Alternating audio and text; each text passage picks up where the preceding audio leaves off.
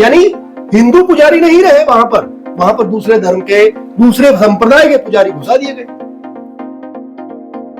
प्रसाद में आखिर चर्बी क्यों, बड़ा सवाल बना हुआ है पूरे देश के सामने। अगर हम बात करें तिरुपति बालाजी मंदिर से जो प्रसाद की जिस तरह की बात आई है सामने निकल के, कि जो वहाँ के प्रसाद जो लड्डू बनता है उस लड्डू में जो चर्बी का इस्तेमाल किया जा रहा है, ये बात मैं नहीं कह रहा हूँ, तमाम मीडिया नहीं कह रहा है, बात जो लेबोरेटरी में भी सिद्ध हो चुकी है। चर्चा तो यहाँ तक भी है कि जो इस तरह के लड्डू बनने के बाद प्राण प्रतिष्ठा अयोध्या भगवान रामचंद्र जी के जय मंदिर तक पहुंच गए हैं। प्रश्नवाचक चिन्ह लग चुका है कि प्रसाद में आखिर चर्बी क्यों। बातचीत करने के लिए हमारे साथ मुझे दिव्य शक्ति अखाड़ा के आचार्य महामंडलेश्वर संत कमल किशोर जी है। बातचीत करेंगे, चर्चा किस बात की करेंगे कि चर्बी आखिर आती कहां से है, जो प्रसाद में मिला दी जाती है, और भक्तों के साथ में जो किस तरह का छलावा किया जा रहा है। पॉजिटिव एनर्जी के लिए, ईश्वर की जो पात्रता, आशीर्वाद लेने के लिए लोग मंदिर जाते हैं, लेकिन मिलता क्या है आखिर प्रसाद रूप में जो चर्बी आखिर क्यों खिलाई जा रही है प्रसाद में चर्बी। बातचीत करेंगे, चर्चा करेंगे। आपका बहुत बहुत स्वागत है जी आचार्य महामंडलेश्वर संत कमल किशोर जी। सभी दर्शकों का हमारी ओर से भी सादर अभिवादन, अभिनंदन, नमस्कार। सवाल यहीं से खड़ा हो जा रहा है, आपका पहला सवाल यहीं पे खड़ा हो जाता है, आज की व्यवस्था को लेकर जिस तरह के जो पूरे देश भर में चर्चा का विषय बना हुआ है, प्रसाद में आखिर चर्बी क्यों, क्या कहना चाहेंगे संत कमल किशोर इस बात पे। बहुत ही घिनौना कृत्य, गंदी हरकत, धर्म को बदनाम करना, दूसरे के धर्म और संस्कृति को नष्ट करना, ये बहुत ही घिनौनी, गंदी, शर्मनाक हरकत है जो वहां पर हुई है।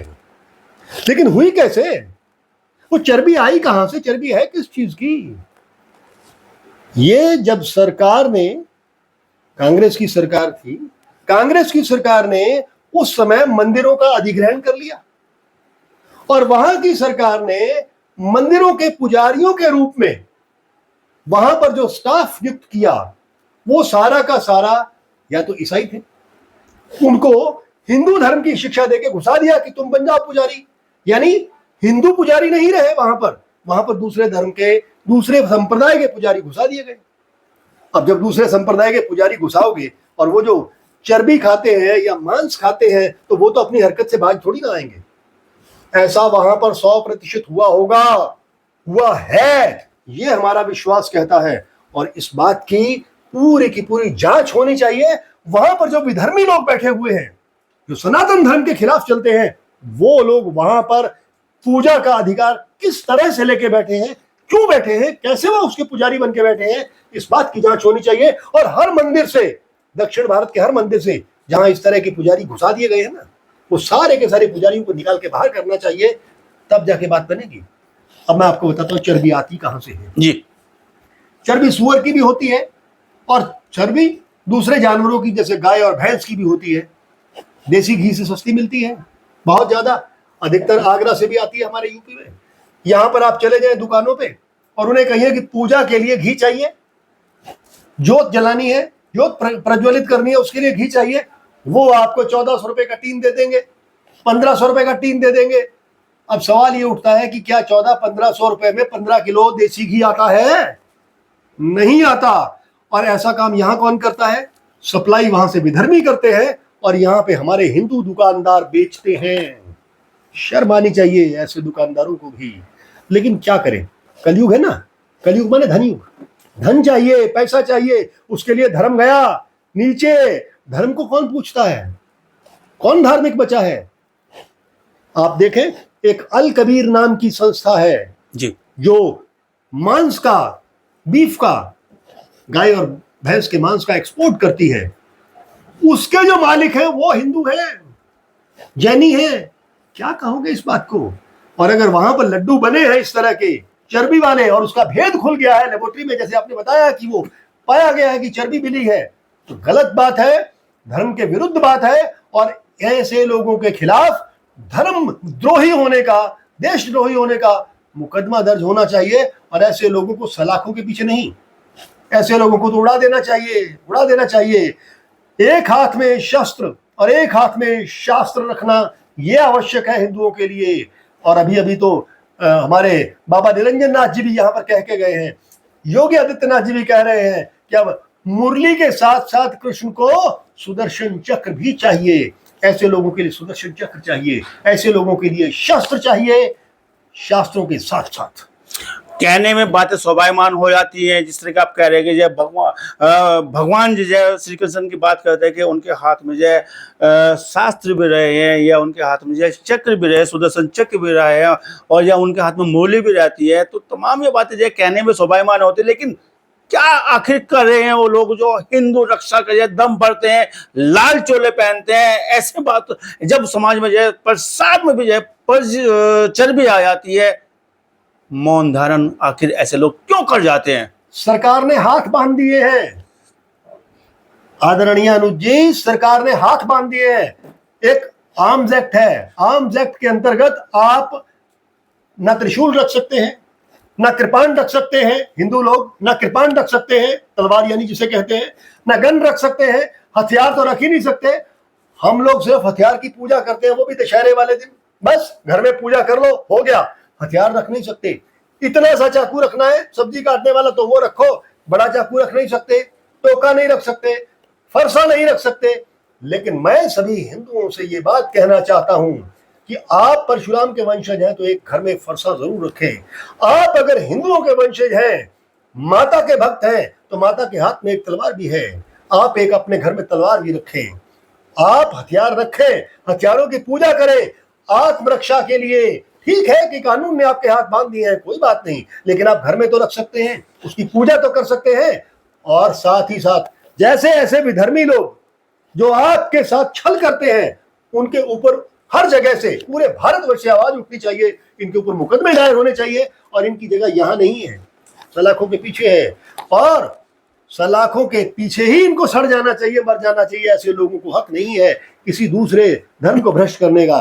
क्या हम हिंदू लोग कभी किसी का धर्म भ्रष्ट करने के लिए उसको गलत मांस खिलाते हैं?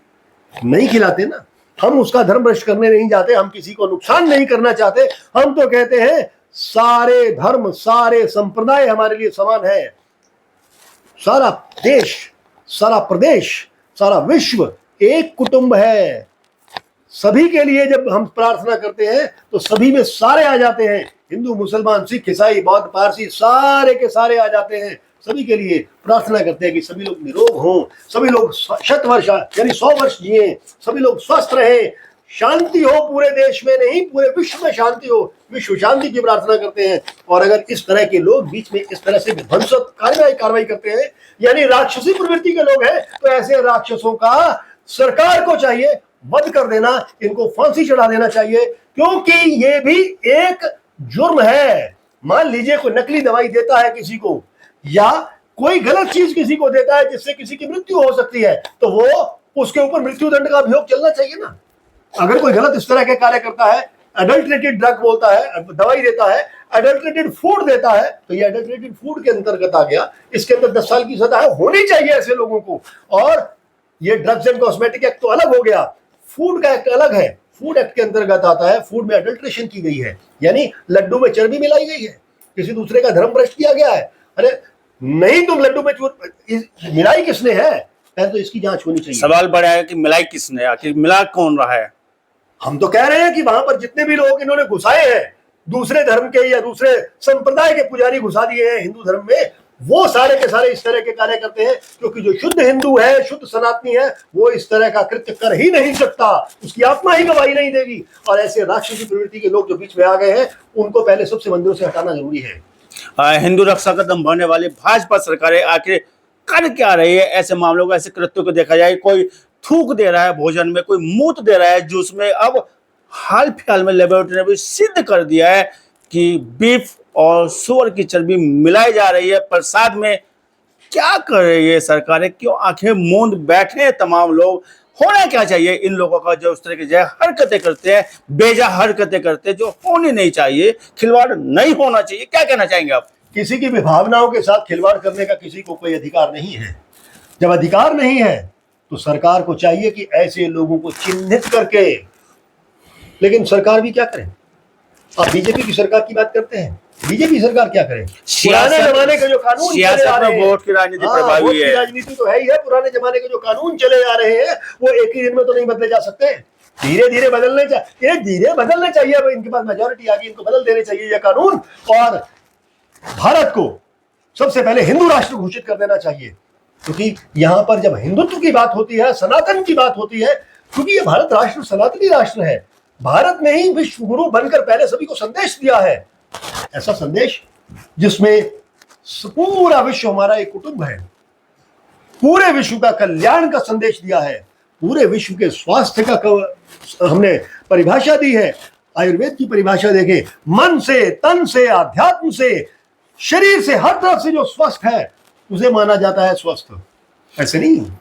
कैसा परिदृश्य रहा होगा मंदिरों की पौड़ियों से चढ़ते जब भगवान की प्रतिमा के मुख तक पहुंचा हुआ वो प्रसाद जिसमें चर्बी मिल रही होगी। हमें तो घिन आती है, घिन कैसा आती है। क्या हो क्या रहा है पूरे देश में, जो कहना क्या चाह रहे हैं लोग, कब तक चुप्पी साधे रहे हैं? हालांकि मैं पत्रकार हूँ, पत्रकारिता मेरा करना धर्म है, लेकिन जब ऐसी भावना खिलवाड़ सामने आता है तो मैं सवाल उठाना मेरे लाजमी हो जाता है। आप संतों से जो है हम लोग जा कह रहे हैं, प्रसाद में चर्बी।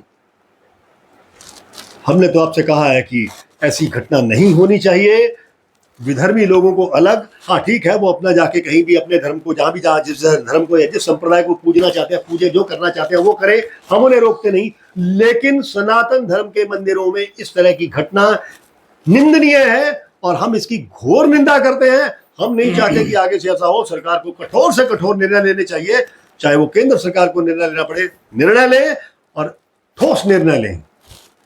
ऐसी जरूरत पैदा न हो सके, ऐसे घटनाओं की पुनरावृत्ति न की जा सके, उसके लिए क्या कहना चाहेंगे संत कमल किशोर?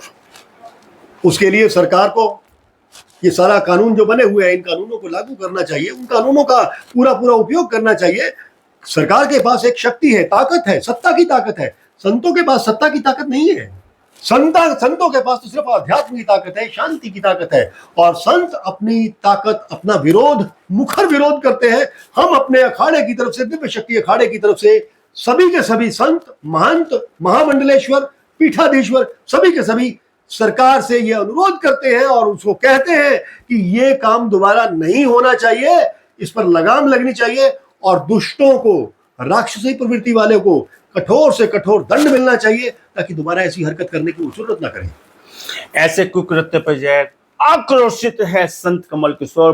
बात कर रहे हैं कि जय सरकार ऐसे लोगों को जो है कैडी से कैडी सजा देनी चाहिए, पुनरावृत्ति ना हो सके, जूस में कोई मूत ना सके, खाने में कोई थूक ना सके, प्रसाद में चर्बी ना मिलाई जा सके। ऐसी आपकी भावना बातचीत करने के लिए आपका बहुत बहुत धन्यवाद, बहुत बहुत आभार संत कमल किशोर जी। बहुत बहुत धन्यवाद आपके चैनल का भी और आपका भी अनुज जी।